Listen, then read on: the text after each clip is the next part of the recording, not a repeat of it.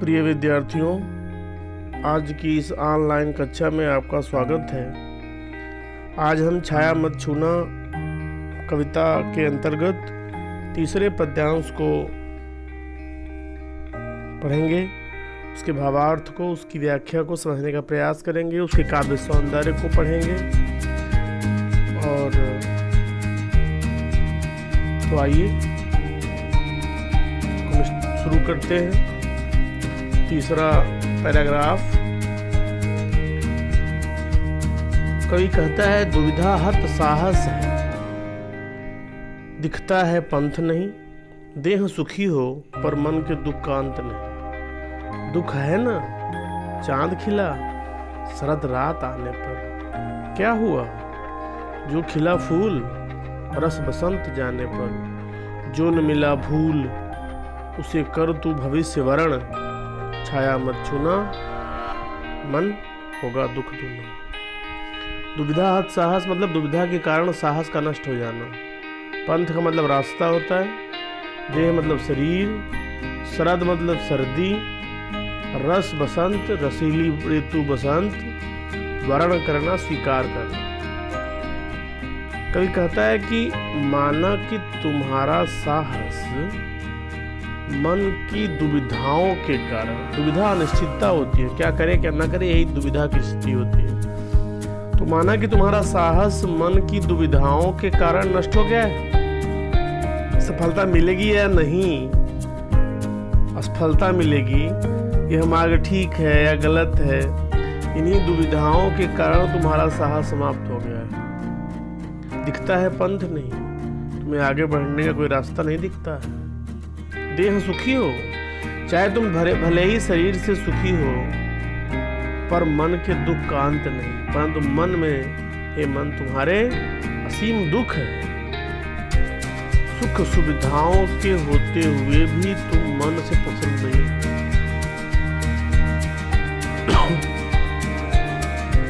दुख है ना, मतलब दुख है। लाख तुम मन से सुखी हो, शरीर से सुखी हो, लेकिन मन से दुखी हो।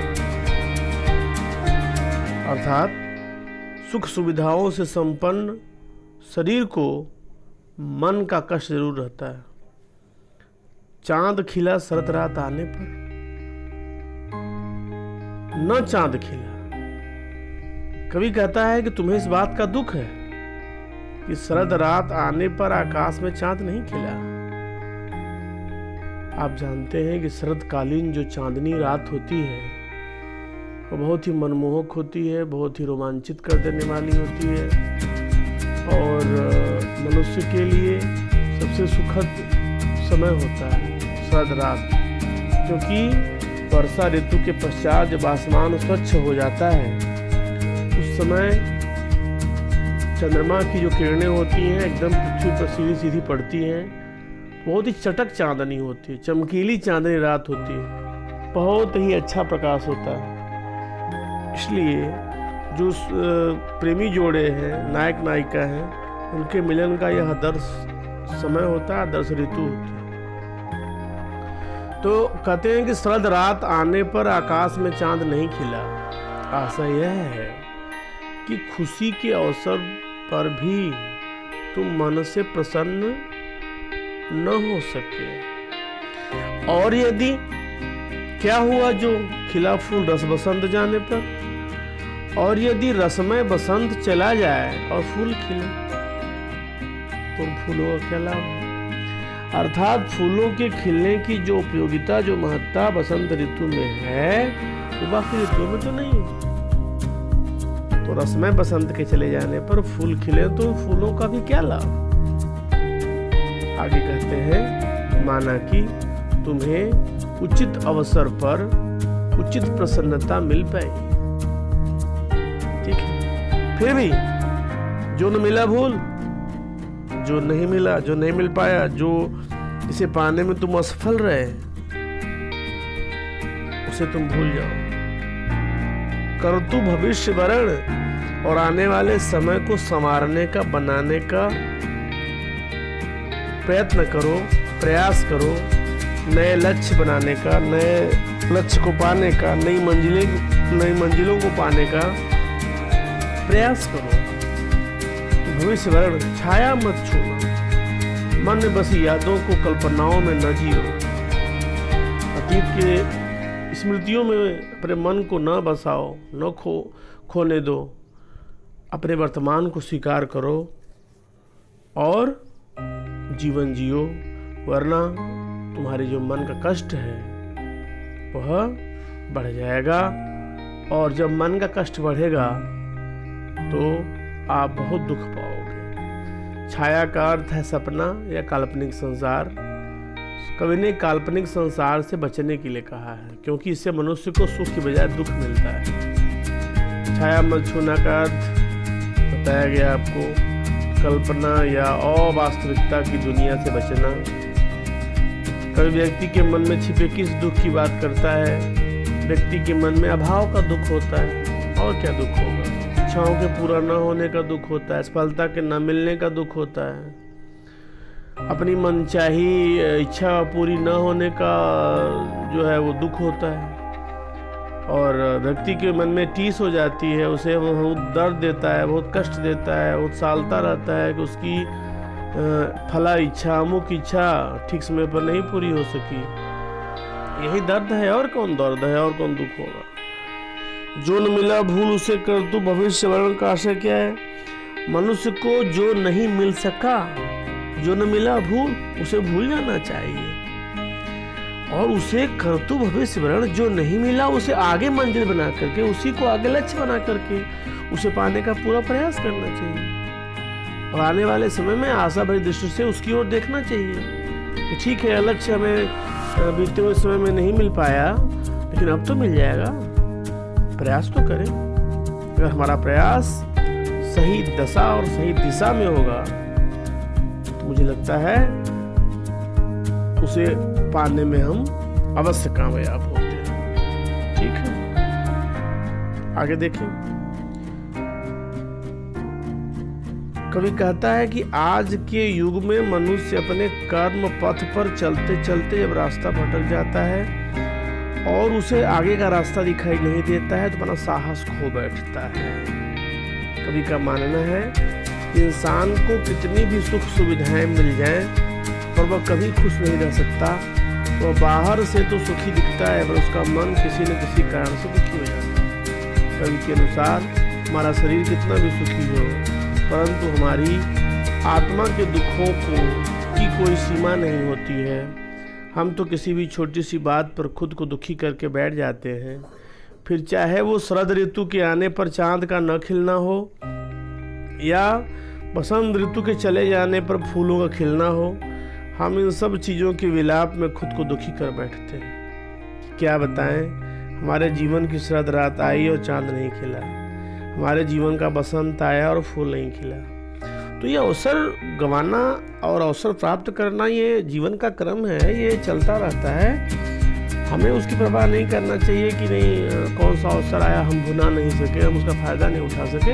अवसर भगवान देते रहते हैं, हमारे प्रयास में कोई कमी रह गई होगी जिसके कारण उस अवसर का हम उस समय लाभ नहीं उठा सके।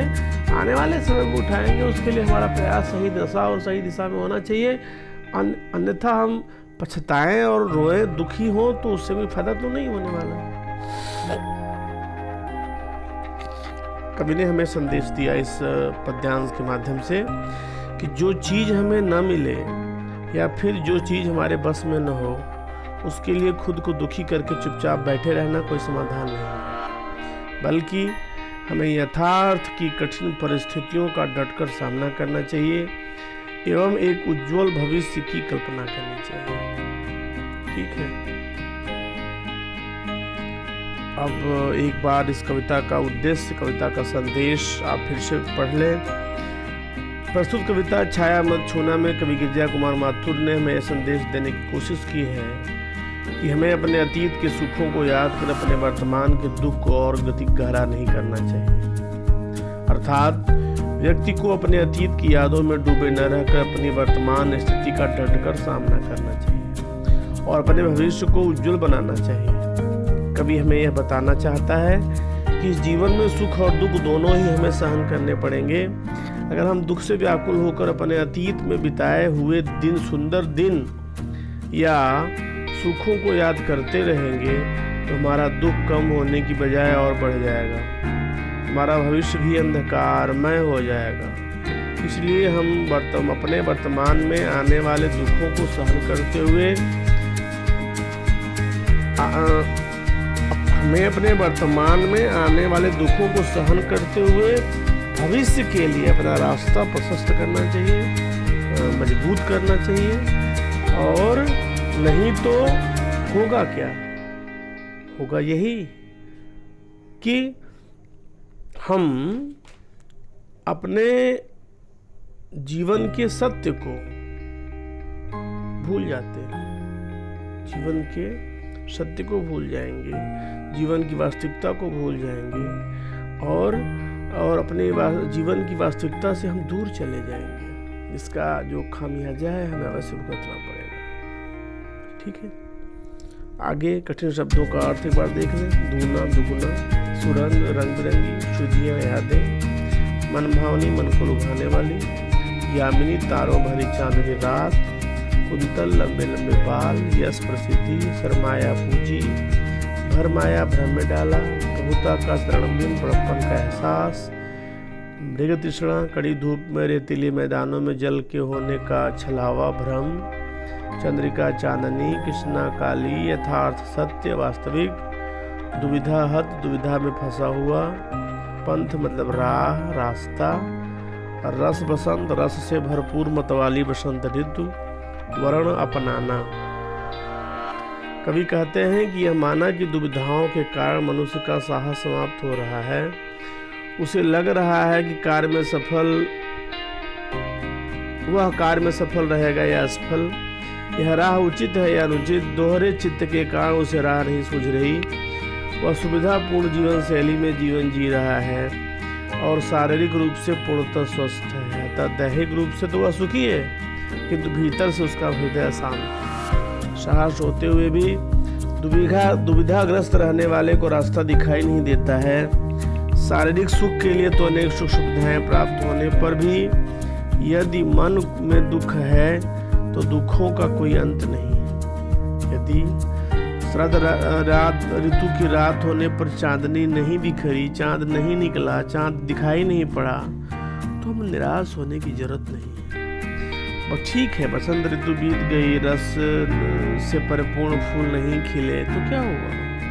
यह सच है कि समय बीत जाने के बाद उपलब्धि व्यक्ति को अधिक प्रसन्नता नहीं प्रदान करती, पर मनुष्य हर परिस्थिति में संतुष्ट तो रह सकता है। जीवन में जो नहीं मिला उसे भूलकर मनुष्य को अपने भविष्य का चयन करना चाहिए। वर्तमान में जियो और सुंदर भविष्य का निर्माण करो, यही मानव जीवन की सार्थकता है।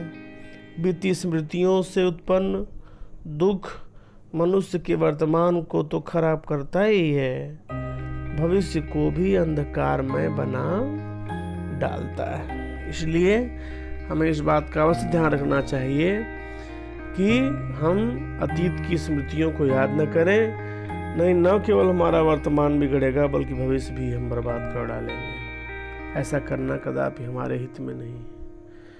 इस पद्यांश के अंतर्गत जो बातें आई, खड़ी बोली का प्रयोग हुआ, तत्सम तत्व शब्दों का मिला जुला रूप प्रयुक्त हुआ है, राइमिंग का पूरा ध्यान रखा गया है, तुकबंदी का ध्यान रखा गया है, उपदेशात्मक संबोधनात्मक शैलियों का सामंजस्य है, एडजस्टमेंट है।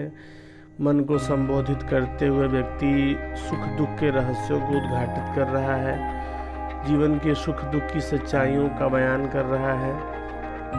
कवि ने अनेकानेक सुंदर प्रतीकों का प्रयोग किया है। चाँद और फूल प्रसन्नता के प्रतीक हैं तथा छाया बीती हुई मधुर स्मृतियों की प्रतीक है। शरद रात और बसंत जीवन में आने वाले अच्छे अवसरों के प्रतीक हैं। सांकेतिक भाषा है, सांकेतिक भाषा को सुंदर ढंग से अभिव्यक्ति मिली है। अब इस पैराग्राफ पर आधारित कुछ प्रश्न हैं। दुविधा हत साहस है, दिखता है पंथ नहीं, देह सुखी हो पर मन के दुख का अंत नहीं। दुख है न चांद खिला शरद रात आने पर, क्या हुआ जो खिला फूल रस बसंत जाने पर, जो न मिला भूल उसे कर तू भविष्य वरण, छाया मत छूना मन होगा दुख दूना। दुविधा हत साहस है से कवि का क्या तात्पर्य है? साहस होते हुए भी लाभ हानि, उचित अनुचित का भ्रम बना हुआ है। शारीरिक सुख के लिए अनेक सुख सुविधाएं प्राप्त होने पर भी यदि मन में दुख है तो दुखों का कोई अंत नहीं। बसंत बीत जाने पर यदि फूल खिलता है तो मनुष्य को क्या करना चाहिए? बसंत बीत जाने पर यदि फूल खिलता है तो मनुष्य को उसे स्वीकार करना चाहिए।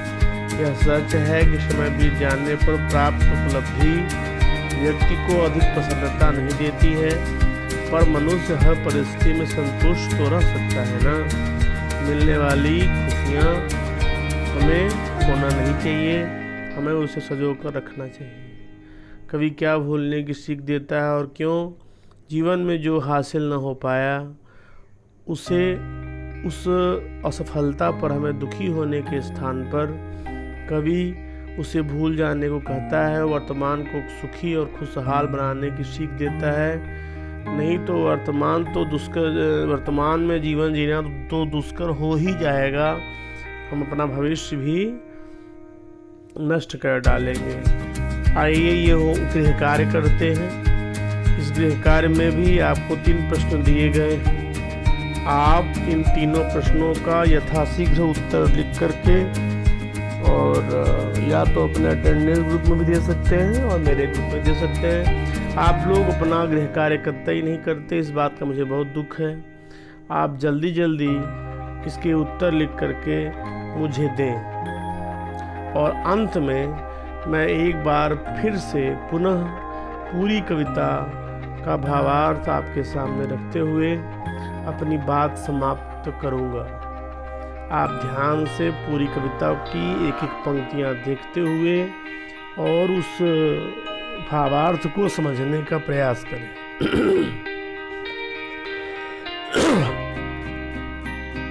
कवि कहता है कि हे मन, तू अतीत की स्मृतियों को याद न कर। जो क्षण व्यतीत हो चुके हैं उनकी यादों में न मत जी। जो बातें यथार्थ नहीं है, पूरी कल्पनाएं हैं, उनको याद न कर, वरना तुम्हारा दुख और अधिक बढ़ जाएगा। हे मन, अपने अतीत के सुख को याद न कर और वर्तमान को दुखी न बना, इससे तुम्हारा दुख और अधिक बढ़ जाएगा।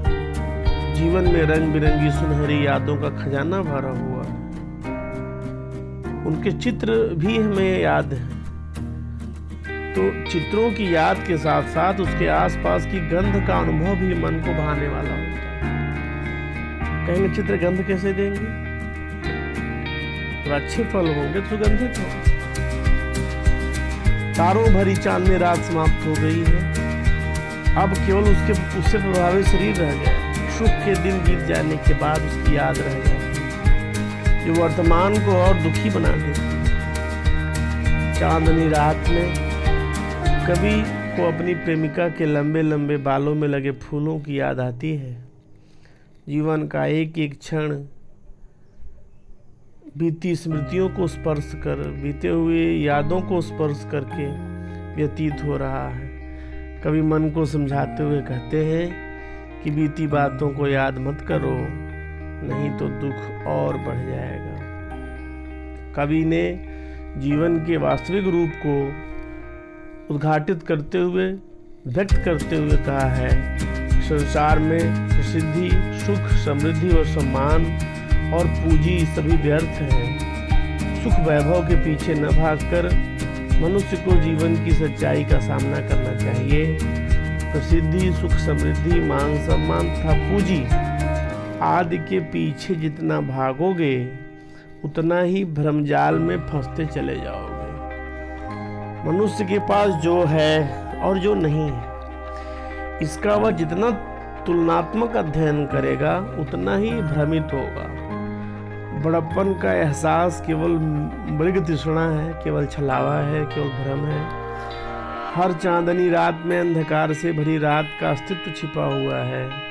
हर सुख में दुख छिपा हुआ है। जिस तरह दिन के बाद रात का आना निश्चित है, उसी प्रकार सुख के बाद दुख का आना अवश्य आता है। जीवन की इस कठिन सच्चाई को स्वीकार कर उसकी पूजा करनी चाहिए। बीते हुए सुखों को याद कर अपना वर्तमान खराब नहीं करना चाहिए। अंतिम पद्यांश में कवि कहता है कि माना कि दुविधाओं के कारण मनुष्य का साहस समाप्त हो रहा है। उसे लग रहा है कि वह कार्य में सफल होगा या नहीं। यह राह उसके लिए उचित है या अनुचित है। दोहरे चरित्र चित्त के कारण उसे राह नहीं सूझ रही है। वह सुविधापूर्ण जीवन शैली में जीवन जी रहा है और शारीरिक रूप से पूर्णतः स्वस्थ है। अतः दैहिक रूप से वह सुखी है, किंतु भीतर से उसका हृदय अशांत है। साहस होते हुए भी दुविधाग्रस्त रहने वाले को रास्ता नहीं दिखाई देता। शारीरिक सुख के लिए अनेक सुख सुविधाएं प्राप्त होने पर यदि मन में दुख है तो दुखों का कोई अंत नहीं। यदि शरद ऋतु की रात होने पर चांदनी नहीं बिखरी, निराश होने की जरूरत नहीं। बसंत ऋतु के बीत जाने पर यदि रस से परिपूर्ण फूल खिलते हैं तो क्या हुआ? यह सच है कि समय बीत जाने के बाद उपलब्धि व्यक्ति को अधिक प्रसन्नता प्रदान नहीं करती, पर मनुष्य हर परिस्थिति में संतुष्ट तो रह सकता है ना। जीवन में जो नहीं मिला उसे भूलकर मनुष्य को सुंदर भविष्य का चयन करना चाहिए। वर्तमान में जियो और सुंदर भविष्य का निर्माण करो। यही मानव जीवन की सार्थकता है। बीती स्मृतियों से उत्पन्न दुख मनुष्य के वर्तमान को तो खराब करता ही है, भविष्य को भी अंधकारमय बना देता है। इस तरह से इस पाठ का जो भावार्थ है उसे आपने पढ़ने की कोशिश की, समझने की कोशिश की। मैं उम्मीद करता हूँ कि आपको यह जो छाया मत छूना पाठ अच्छी तरह से समझ में आया होगा। इस पाठ से संबंधित शेष बातें अगले सेशन में, अगली क्लास में होंगी। तब तक के लिए धन्यवाद।